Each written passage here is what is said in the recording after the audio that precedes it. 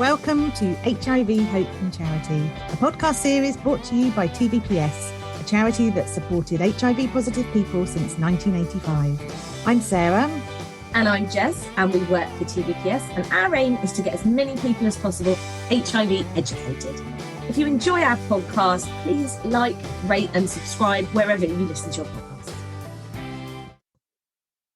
Welcome to HIV Hope and Charity. This is a good week, is it not? It's the best week. Because we're 1 year old. Yeah, it's so exciting. And, well, we're 1 year old and it's a new look all round, isn't it? Yes, we're having a bit of a revamp, aren't we? So it's 1 year since we started recording the Hero or History series. That's exactly right. So it was a year ago today, on the 12th of July, that we put out Reclaim du Gard, which actually we shared last week because we wanted all of our new listeners to go right back to the beginning and enjoy a bit of Gaton du Gard. So in that year, there have been 352,000 mispronunciations of people's names. No, I'm joking. Wondered where we were going with that number. I was like, well, hang on, I do the stats. What is she doing? Where has she got that? Over 4 million terms have been edited out of the podcast before people have to listen to it. Yeah, that's very true. So 36 episodes in 52 weeks. So we can't claim to have one a week, but that's because in the start we were doing them like every fortnight. I think it was monthly to begin with. Monthly. We didn't know how they'd go down, did we, to be honest? So. Oh gosh, you're right. Oh yes. Yes, we'd have been very arrogant Alisons if we're like, everyone will want to hear this weekly. Very tentative in the beginning. So people will have noticed new jingle. Do you love it? I do love it. Yes. No, I really do, actually. It's a bit more upbeat. Also, a new logo. Yes. I am loving that also. And I'm going to plug it again, an award nomination in a year. That's pretty cool. Isn't it? Isn't it? A whole new, revamped, refreshed look. The only thing that hasn't been refreshed is me and you. I was going to say, we should have come with a whole new look. Yeah, we should have done. That has not happened at all. Do you know what I did have a look at? What do you think are our top 3 most downloaded episodes from the last year? What do you think would be at number 3? Firstly, I mean, it's commendable that you think I can remember them all. Number 3 would be EastEnders. It's not. It's episode number 24, Keith Haring. Oh, well, he's pretty awesome. Yeah. What do you reckon about number 2? I think number 2 I'm just going to say EastEnders. Mark Fowler, EastEnders for all of them. Okay, I like it. You're cutting it down. I will just tell you what they are. So number 2 most downloaded is our very first episode ever, Reclaim du Gard. I was going to say that. Du Gard. You didn't. You didn't, did you? You can't. It's all very well trying to cheat now, isn't it? But you didn't say it, so doesn't count. And number 1, right? I'm going to make you try and guess this, and it is not Mark Fowler. What do you think our most downloaded episode is? Emmerdale. It's Ryan White. Oh, yeah. Seriously? Yeah. But that's the saddest. Oh, I don't know. There's quite a few sad ones. I don't know if I could pick a most sad, but that was a quite an anger-inducing sad one. Well, good. I'm glad because he was like our ultimate kind of hero, really, wasn't he? One of my ultimate heroes. I mean, kind of 32 in total, really. But yeah, no, I'm glad. I'm glad he's the most listened to because he deserves all the recognition he can get. He really does. Also, in other news, just absolutely not doing the podcast that we normally do. I know we will in a minute. We'll get to whoever we're doing. I've got 3 little clips to play you because last week, the week before, I don't know, where's time going? We're invited on BBC Radio Berkshire to give an interview. And my mum ended up getting quite a few mentions again. I mean, it's just, she's earned it for being our biggest listener. What's the word when someone listens the most? Okay. That's a beautiful for everyone. Come on, don't edit that one out. Okay. So let's see. This is my first clip because you haven't heard this, have you, Sarah? Do you know what? We've really enjoyed it. I think to start with, you're a bit like, is anyone listening or is it just my mum? We mentioned my mum quite a bit on it because she always listens. So thanks, Denise. Well, okay. Yeah, that's all right. Well, we've mentioned her again. I'm very happy to do so. So that's mention number 1, Sarah. So I don't know why. I think I panicked. It's live radio. Just panicked, okay? Thought, throw in beneath. I liked your radio voice. That was very good. But yes, no, I see. I hate my radio voice. Your mum in there. So this is number 2. There's 3. There's 3 in total. Now, looking at the podcast itself, you mentioned some of the things you do, but what are the plans then with ideas of the future then? And I was going to just say, is it a weekly, monthly? How does it work, by the way, with the podcast? So we are weekly, and I was going to say our plan is world domination, obviously. Of course, yeah. Of course. Mention your mum as much as possible as well. Yes, that's a must in the podcast, obviously.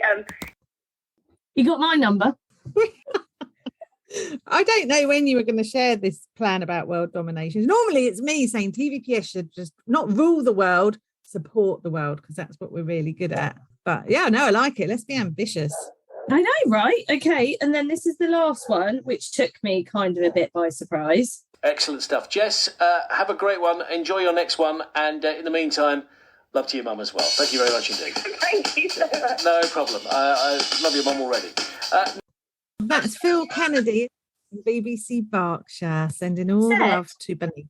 He said, love to your mum. And then he said, I don't know if you heard it right at the end, he said, I love her already. Wow.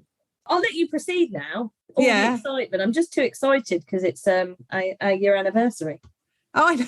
Yes. Our little celebrations going on here. Fantastic. Okay, well, this will be a good link. I hope you're impressed by this.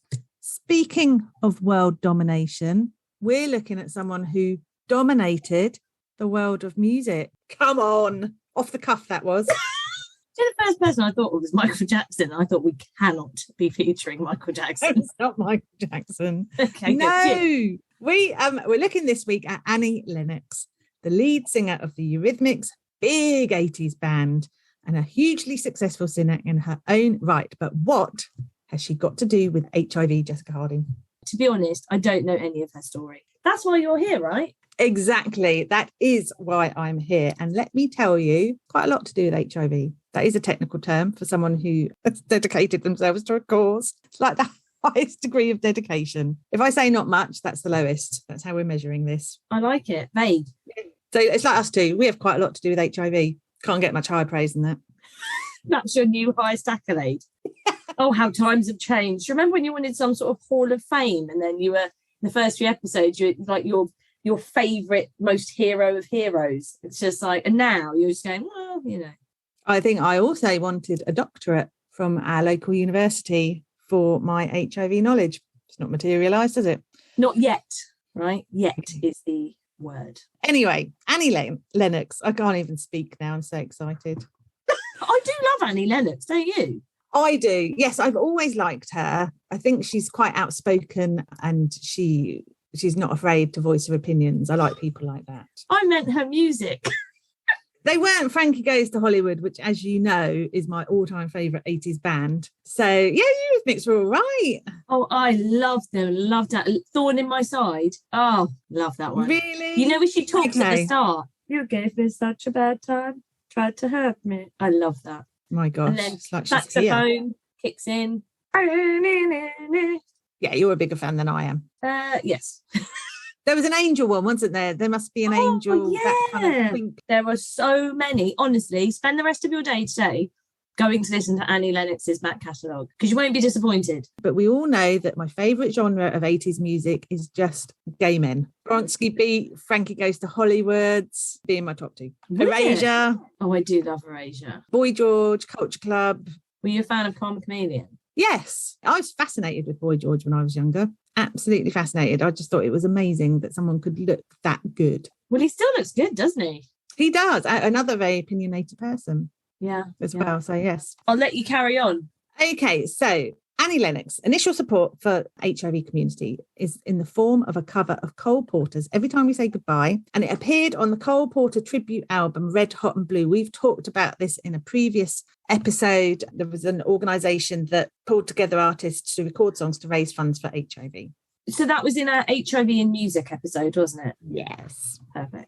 So that was in 1988. It's not, HIV is not the only cause she supports. I mean, she's also dedicated time to Amnesty International and Greenpeace. She was a support of the No War on Iraq campaign. So her next kind of public show of support for HIV is in 2007. So she releases a song called Sing, and that came out of her involvement with Nelson Mandela's 4664 campaign. I don't know if that's how everyone says it, It's 46664 or 4666, but we're going to stick with 4666 because it's just easier to say. Yeah. So she's involved with his campaign and also Treatment Action Campaign as well. They're both kind of human rights groups which push for healthcare for those affected by HIV. Are the numbers, was that his prison number? They're very significant. So 4664, that's a series of AIDS benefit concerts played in honour of Nelson Mandela by South African and other musicians from around the world. So yes, you're right. When he was imprisoned on Robben Island, it was in 1964, and he was the 466th prisoner that year. So that's his prison number, 46664. It's a lot of prisoners. It is a lot of prisoners, isn't it? Mm. So 4664, their concerts, they're big. One of them was held in Cape Town in South Africa. It was hosted by Nelson Mandela himself. And the goal of these concerts is to raise awareness and money for HIV and AIDS. And big artists performed at these concerts. I mean, we're going back to 2003. So you've got Anastasia. Do you remember Anastasia? Oh, I do. She had Crohn's disease. Well, she has Crohn's disease, doesn't she? That's what I remember about her. That's how good her awareness raising was, by the way, around Crohn's disease. We've also got Beyonce, Bob Geldof, Brian May and Roger Taylor from Queen, Paul Oakenfold, Bono and the Edge from U2, The Cause, the Eurythmics, of course, and the best named band in the world, Bongo Maffin. Oh, I like that. Is that a band or a person? So, well, do you know something? In research for a podcast, I mean, I get so easily distracted, and that name is one of those moments because I'm like, that's the best name ever. So they are a South African Kwaito music group, and Kwaito is like kind of house music. It's like a variation of house music with African sounds and samples in it. Now, I've listened to some of their songs. You should listen because it's really good. I love it. Really? Okay. It's got elements of kind of traditional African music, but it's got a very modern twist on it, and I love them. Bongo Maffin, amazing. Best name for a group ever. That is a great name. But yeah, all over YouTube. Yes, very impressed. We'll put a link. We'll put a link to Bongo Maffin up. Now, they're also raising money for Treatment Action Campaign. Their vision is a unified health system that provides equal access to quality and dignified healthcare services for all. And they do that through advocacy and campaigning within the health system, not just for HIV, also for TB as well. After she had obviously performed at the concert, she sets up her own kind of organisation called the Sing Campaign, and they're raising funds and awareness for women and children affected by HIV. So she's that moved by the work that she's been doing with Nelson Mandela that she's like, I can help with this. I'm going to set up my own. Right. So that was the initial thing that sparked. Yeah, it's kind of the catalyst for her to do more. So Sing is about advocacy and fundraising. Did raise global awareness about the impact of HIV on women and children, particularly in South Africa, Malawi and the UK. And she also wanted to promote global action on the issue as well. So they provided financial support for organisations in those countries. And the focus is very much on ensuring that HIV positive women and children have access to the treatment and care that they need, especially to reduce the transmission of HIV from mothers to babies. So the grant she makes, so she raises money, she releases this single, it makes lots of money, and then she's using those funds to kind of meet the aims of her organisation. Comic Relief were managing the fund for her, and there was over £1 million in funds to help organisations, so quite a significant amount. Now, I don't know if the Sing campaign is still live. Comic Relief hasn't got any live funds at the moment. They're reviewing their application process, but in the past, that's how she's operated. And it's funded organisations like Mothers to Mothers in South Africa, focusing on services to prevent mother-to-child transmission at over 600 sites in Eastern and Southern Africa. 600? Yeah, it's quite a lot, isn't it? That's unreal. She also provided funds for the building of a transition home in Malawi for infants who lost their mothers during childbirth, mainly as a result of an HIV-related illness. So the children are cared for in the home until they can be returned to the family, and usually to the grandmother, or they're fostered out into the community. She funds some amazing stuff. Yeah, she really does. She's also funded organisations in this country. So she has given money to Waverley Care up in Scotland, an HIV charity, to enable them to establish a women's organisation called Network Alba. So again, focusing on women supporting supporting women, peer support, all of those kind of things. So a lot of her work is women focused. Yeah, definitely. Now, obviously, it might surprise you to know I don't know Annie Lennox personally, but Disappointed. I thought you were going to introduce her. This was the big thing for our 1 year anniversary. Oh, just bring her in next to me. Yeah. No, sadly, that's not going to happen. But when we're pulling together the podcast, I mean, you have to commend her on her principles. She is not afraid to criticise those who she believes are wrong, no matter how famous they are. So one of those she's criticised is Pope Benedict XVI.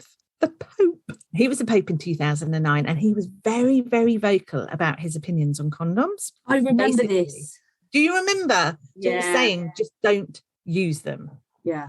She also criticised the Roman Catholic Church for causing widespread confusion across Africa. Now, we know condoms are the best method for prevention of HIV. At the time, this is way before PrEP. So you can imagine how difficult it must have been for anyone with a strong Catholic faith in Africa to protect themselves against HIV at the time. Do they follow the awareness-raising advice from health professionals and use condoms? Or do they follow their faith and the advice of the Pope and not use them? Must have been very tricky. Well, I think sadly, a lot of people would say, well, I'm going to follow the Pope and my faith, because why would God and my faith and this leader of my church steer me wrong? Because you have faith in that thing, don't you? And I suppose, and we've seen it as well in our service users, it's a really difficult decision to go against your church, not against them, but to make decisions that they don't agree with, because essentially you're made to feel that then you don't have that faith. That is such a hard thing. You know, people's faith means so much to them. Yeah, no, I get that. And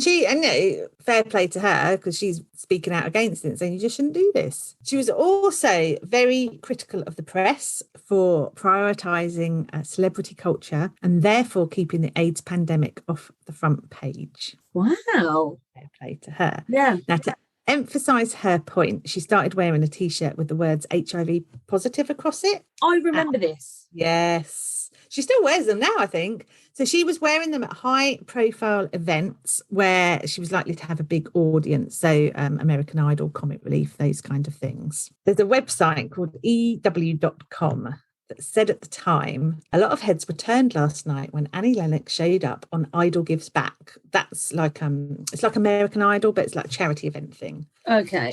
Wearing a T-shirt with the words HIV Positive emblazoned on the front. The good news is she herself is not HIV positive. Stop it.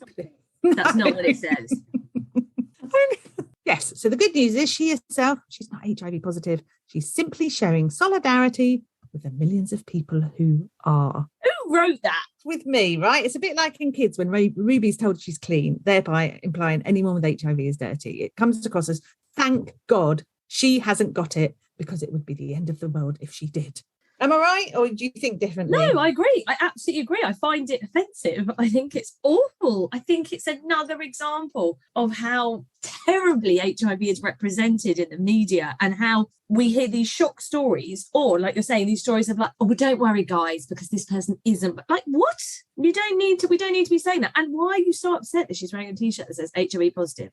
That is how powerful just the word HIV is. You know, I know. And I mean, and they're totally missing the point of why she's wearing it. So she explains she first saw someone wearing a bold HIV positive T-shirt in South Africa in 2004. And she thought, brilliant idea. So she decided to kind of run with one herself. She says, in a country like South Africa, where HIV is so prevalent, and yet you have stigma where people are afraid to openly come out and say that they're positive, this T-shirt, whoever wears it, is making a statement of solidarity, and they're saying, we're coming out from behind the shadows. We're trying to normalise what is a preventable thing. It doesn't need to have stigma. Yeah. I get what she's saying. I mean, if I'm honest, I have mixed feelings about the T-shirt, because nobody who's positive is going to wear a T-shirt like that. So if everyone took her stance, surely it would highlight everyone not wearing it is positive. I don't know. Maybe I get the sentiment, but the practicalities I'm not so sure about. Is she going for like an I am Spartacus sort of moment though? I think that's... Yes, I think she definitely is. Yeah, I think that's it. Lauren's probably going to have to look up that reference, but that's fine. You enjoy the film, Lauren. Enjoy that. And for anyone new, Lauren listens over all our podcasts. She works with us. She is part of our podcast team. But she is also half my age, and a lot of the things we talk about completely lost on her. But we are educating her about history. Not even just HIV history, though. Like she comes, so, you know, she's learning all the time. Yes. You're welcome, Lauren. Yeah, I know what you're saying though about the t-shirt. It's, but people are talking about her, but unfortunately in that article, not quite in the way that she's wanting or intending. It's so hard, isn't it? How, we're forever trying to tackle stigma, and there are so many different ways you can go about doing it. And I mean, none of us have cracked it yet because there's still so much stigma, but we all just have to keep trying all sorts of different things, keep plugging away in the hope that all these little things will help in their own little way to lessen the stigma. And that's the thing, isn't it? There is still, I hear it so much, so many people, and I know this says to you as well, say, oh, but it's not like it used to be. I just think, but it is. And I think not enough people are seeing how much stigma there still is and how much stigma people affected by HIV still come into contact with all the time in their everyday life. I still think, people still don't know how to react when you kind of say to them about it. I remember the worst place was the school playground when my kids were little, like mum's chatting and one of them say, oh, what do you do? And I said, oh, I work for an HIV charity. And they'll just be like, oh, right. It's like, it's okay. Horrendous, isn't it? I know we've talked about this in a podcast before, but yeah, it's like when people ask if we get tested. What for? What are we getting tested for? I'm confused because you work at an HIV charity. Like, is that a joke? That's bananas. Oh, yes. Or if they say, oh, are you positive because you work for that charity? Why would you work for that charity if you're not positive? Do you know what? I always say to people, it's none of your effing business. Like, I refuse to give an answer. Absolutely nobody's business. Oh, I think we've said this before, you don't assume anyone who's homeless is homeless because they work for a homeless charity. It's just silly. Yeah. But I just think, we haven't really moved forward, have we? And much work to be done. Yes. But Annie and her t-shirt. Yes. So there you go. There's an explanation as to why she was wearing the t-shirt. And all her work has not gone unnoticed. She was awarded an OBE for her humanitarian work in 2010 and in 2013 a Music Industry Trust Award for her music career and her charity work. But the greatest praise, I think, comes from Archbishop Desmond Tutu in 2013. Imagine having someone like that commenting on your work. He said she is one of those exemplary human beings who chose to put her success in her chosen career to work in order to benefit others. She is a true friend of Africa and of South Africa. Her AIDS activism in general and support for the Treatment Action Campaign in particular contributed significantly to turning the pandemic around in our country. Wow. Go Annie Lennox. Yeah. Imagine that, having from Archbishop Desmond Tutu. Making a real tangible difference is just, I wouldn't say outstanding, but that sounds like it's an award you would give at school. You know what I mean? It's unbelievable. Like, just, she's amazing. She is amazing. Do you know what, though? I think, the Queen is based in Berkshire, in Windsor, not far, just down the road. We do all our work in Berkshire. Perhaps we should aim for the Queen to give us a quote like that. Amazing HIV work in Berkshire is very commendable. Well, I actually thought you were going to go for maybe she'll give me an OBE. I honestly thought that's where you were going with that. I don't know if I'd accept one of those. You can't say that now. If you want the Queen to give us a nice quote and then she listens to this podcast and you're like, well, I want your quote, Queenie, but I don't want your honours. No thanks. Oh, no. Well, you can edit it all out. I know you will because you're very obedient. I do want an OBE. You can invite Annie Lennox as your +1. Oh, yeah, I could. I bet she'd be really good fun, actually. And she'd know all the etiquette and everything. She'd guide me through it. She would be really good. But would you not accept one if you got it? I have mixed feelings about them. I think my feelings are when celebrities are rewarded them for just, doing their job. I think more of them should go to people who do amazing charity work. So Annie Lennox, very well deserved. She's done a huge amount. But some of them, when it's for services to acting or services to television broadcasting, you're like, well, I think there's more deserving people in the world. No, I can understand what you're saying. That's where my gripe is. Talk myself out of any kind of accolade now. Queen's Award for voluntary service. She might try and take that back now. No, she'll have to wrestle it from us, Sarah. Fine. It's hidden. She'll never find it. But yeah, I don't think we're going to get that nice quote that you wanted either, but that's fine. Boat. Did you say boat? Quote. Yes. Quote. Oh, quote. No one's asking for a boat. Well, maybe we should be. No. Oh, no, the risk assessments in going out on a boat with all the service users. No. Can you imagine let's not.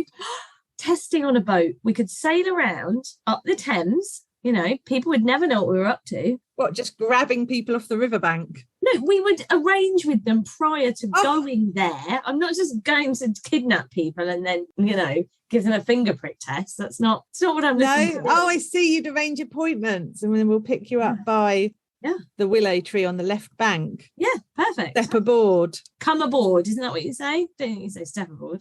Come aboard. Oh, I don't know. I've got no idea. It's all completely different language, isn't it? Port and starboard and all that kind of stuff. No, I get very seasick, so let's not do this.